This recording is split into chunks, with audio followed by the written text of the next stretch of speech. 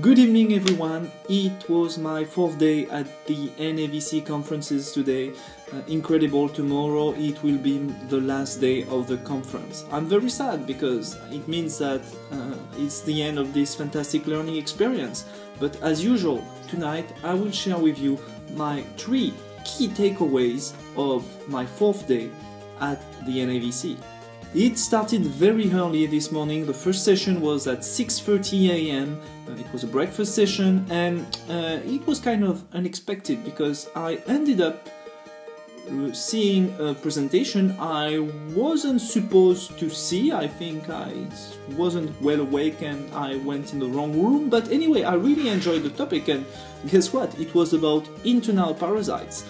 You know, I often speak about the importance of deworming your dogs and cats, and I always tell you guys, if you breed dogs and cats, well, very often you also breed parasites in a certain way. One key number to make you realize how important this is: in the US today, 14% of the population is positive for Toxocara. You know, those roundworms. 14%, which means 46 million people. Those worms are here. As you can see, we definitely need to deworm our dogs and cats. At lunchtime, I went to see a talk on rabies. And you know, we often tend to think that rabies is a disease from the past. But you guys know that, and you must know that this is absolutely not the case. Did you know that 60,000 people, 60,000 people die every year from rabies worldwide? That is a concern in 2016.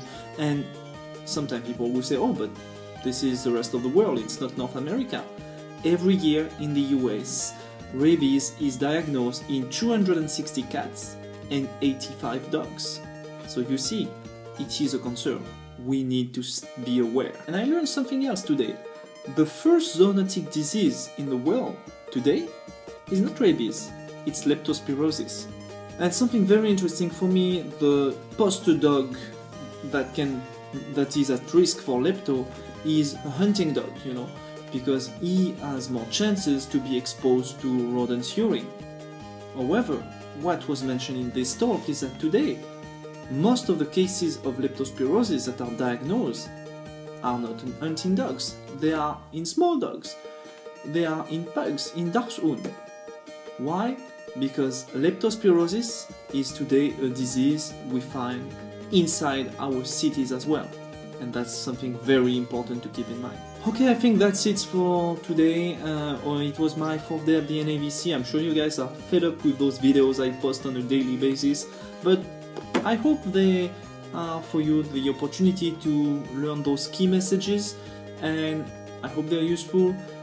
Thank you very much for listening to me, and tomorrow it's going to be a difficult day because it will be my last day at the NAVC. See you guys tomorrow.